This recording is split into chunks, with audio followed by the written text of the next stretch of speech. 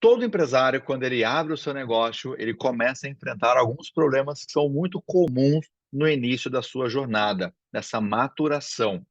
Esse processo, ele é um processo natural ao longo da nossa vida. Então, com a nossa vida empresarial, isso não seria diferente, né? Faz parte do nosso processo, do nosso ciclo de aprendizagem, cometer alguns erros, cometer algumas falhas. Seguindo esse raciocínio, eu sempre classifico os erros empresariais, os problemas empresariais, em duas categorias. Os erros que são de iniciantes e os erros que se transformam em erros recorrentes. Os erros iniciantes são aqueles erros que nós cometemos logo no início da nossa jornada.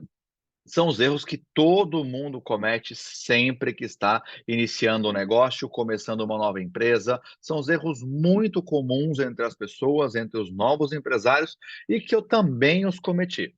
Eu também cometi alguns dos erros, alguns pontos que nós vamos falar aqui, porque eu não sou de ferro, sou um ser humano como você, sou um ser humano como outra pessoa qualquer.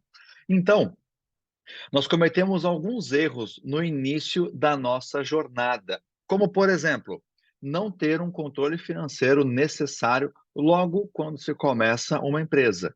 As pessoas acham que controle financeiro é só para grandes empresas, para grandes corporações, e não é assim que funciona. Uma empresa, ela precisa ter o seu controle financeiro, seu controle gerencial, seu controle gerencial logo no início da sua jornada, no início da sua abertura. Então, comecei um negócio, eu já preciso montar os primeiros controles financeiros para evitar que você tenha problemas lá na frente. Errar nas precificações, vender mais barato do que para você conseguir ganhar mercado, mesmo sem ter uma estrutura financeira, uma estratégia que sustente essa decisão. Esses são alguns erros que o empreendedor comete, que a empreendedora comete logo no início da sua jornada. Erros de misturar as contas, por exemplo, que é muito comum. E é aí que a gente começa a nossa jornada.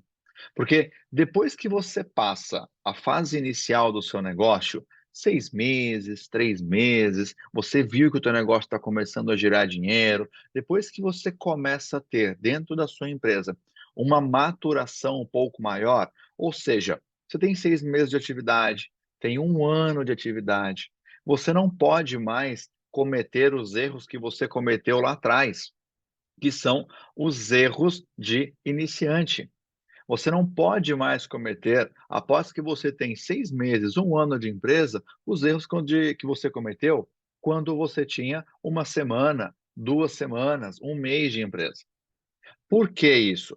Porque nesse ponto, 6 meses, 1 ano de empresa, é nesse ponto que os erros de iniciantes se transformam em erros recorrentes.